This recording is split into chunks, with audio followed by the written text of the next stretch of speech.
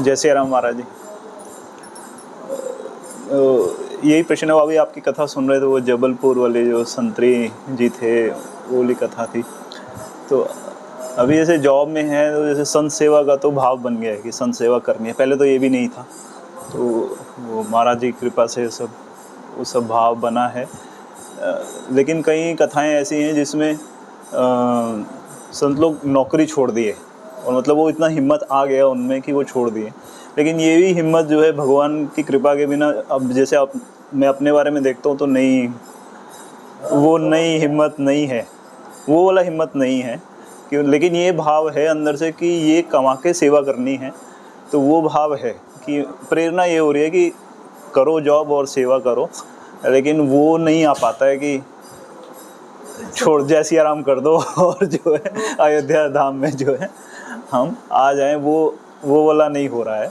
तो लेकिन ये भगवान की कृपा ही, अपने अनुरूप भगवान चलाते हैं, तो मतलब ये अपने आप ही होगा। भगवान का विधान सब में बढ़िया रहता है। जैसे अपने रामायण में आता है कि एक पिता की विपुल कुमारा, पृथक पृथक गुणशील अचारा, वो पंडित को तापस ज्ञाता, वो धनवंत चूर को दाता।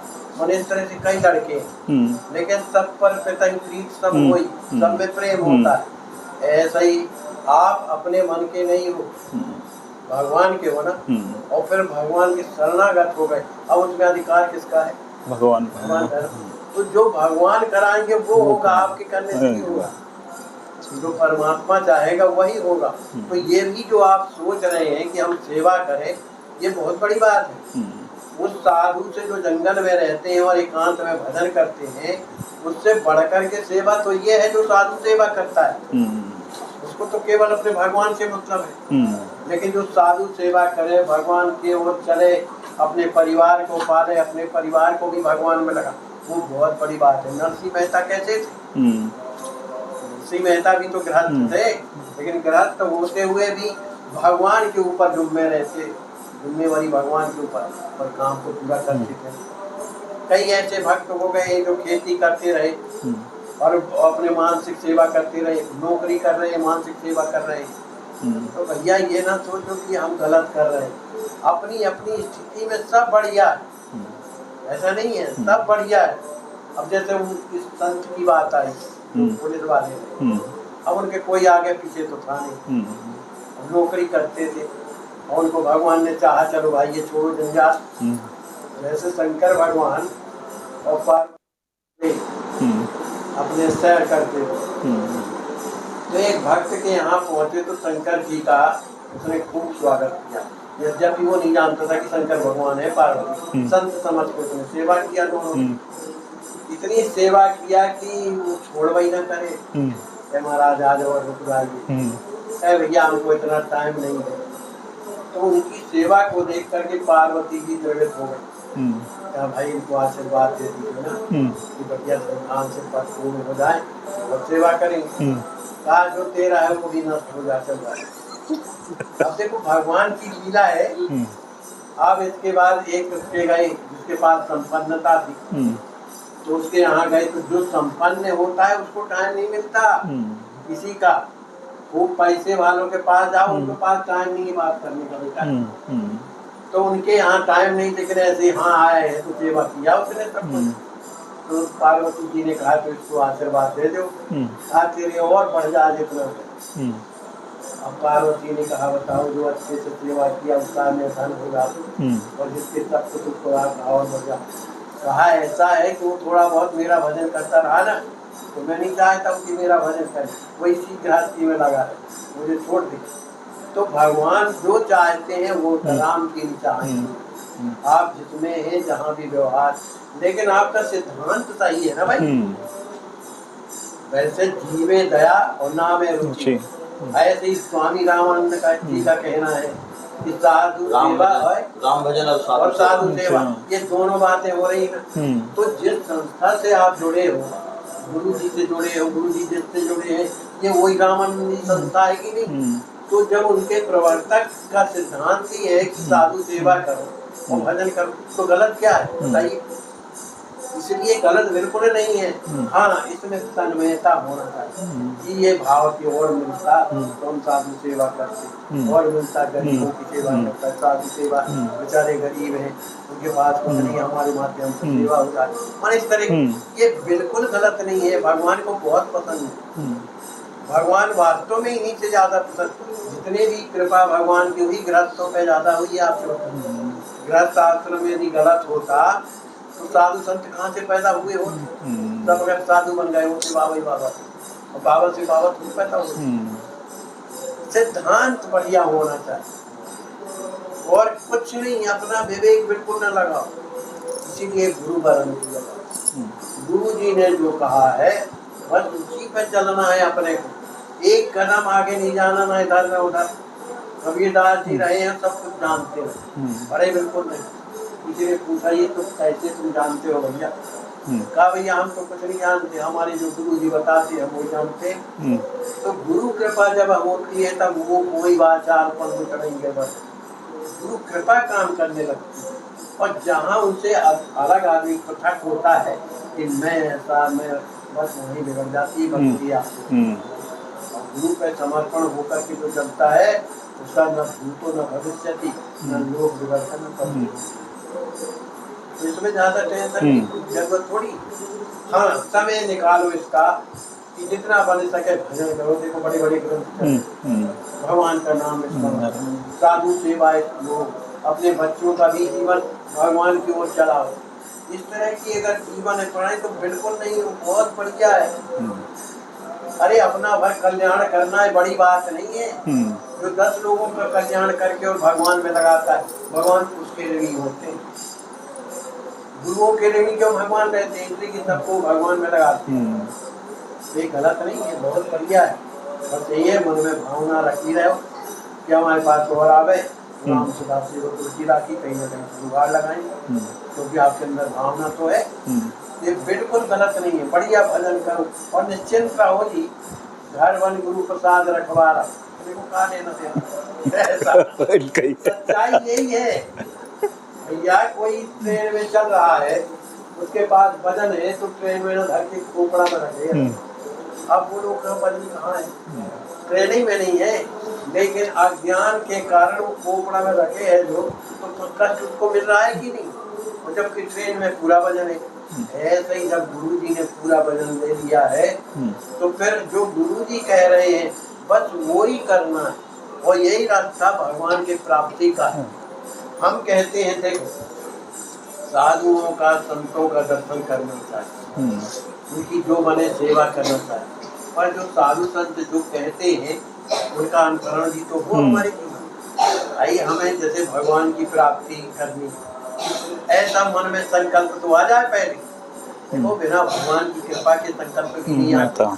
कोई लाख किताबें पढ़े, लेकिन अगर उनसे बिना पढ़ा हुआ व्यक्ति जिससे बोलते नहीं बनता है, वो भी अगर प्रार्थना करने लगता है प्रभु क्या दर्शन कभी हमको भी हो सकते, आपका बीज पड़ गया, वो कभी न कभी विकसित होगा निश्चित रूप से, वो फल लगते ही, क्योंकि बीज है आपके। ऐसे ही बिना मन के उनसे प्रार्थना करो कि आप तो सब पर कृपा करते। अरे भैया, उन पर पवित्र लोगों के ऊपर भगवान नहीं कृपा करते।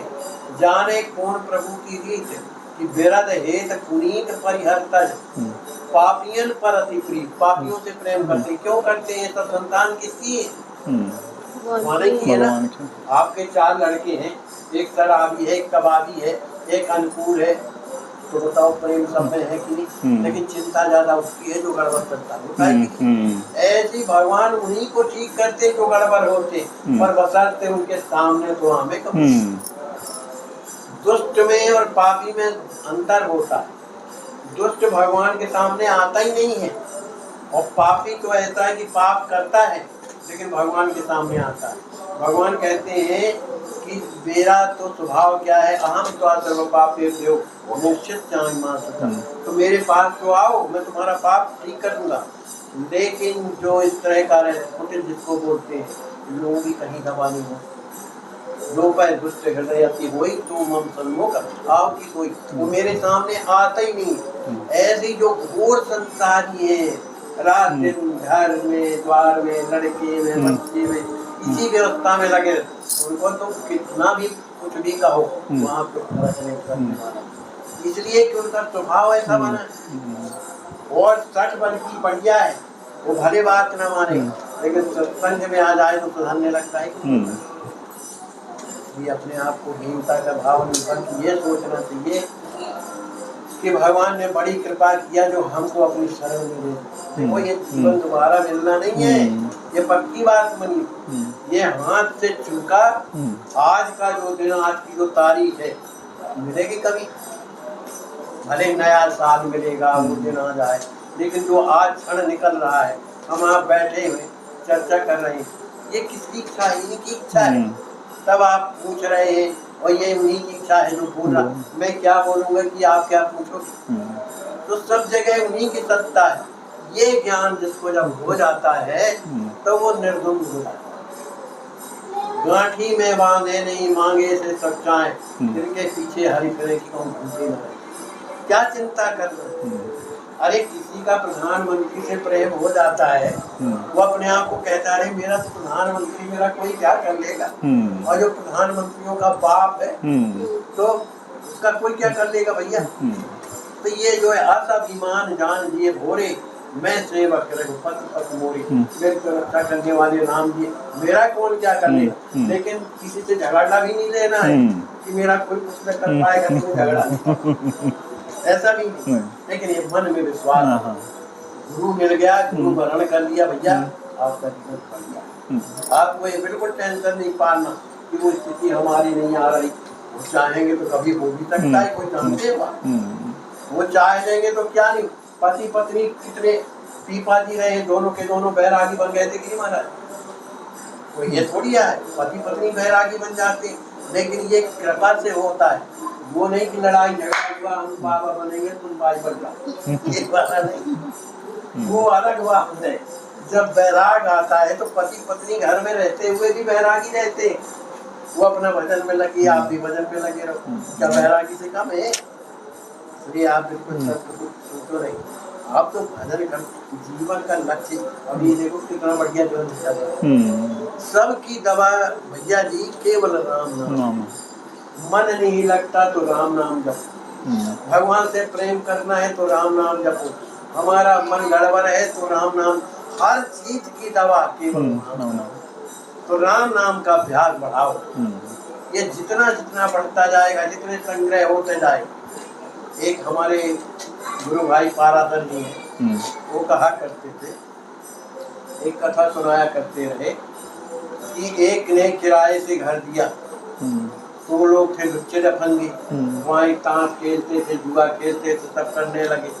और क्या भैया सुनो, हम घर इसलिए थोड़ी देते हैं कि तुम घर ताश खेलो, जुआ खेलो, शराब पियो, मंदराती पियो, इधर के लिए आप लोग खाली कर विकास करो।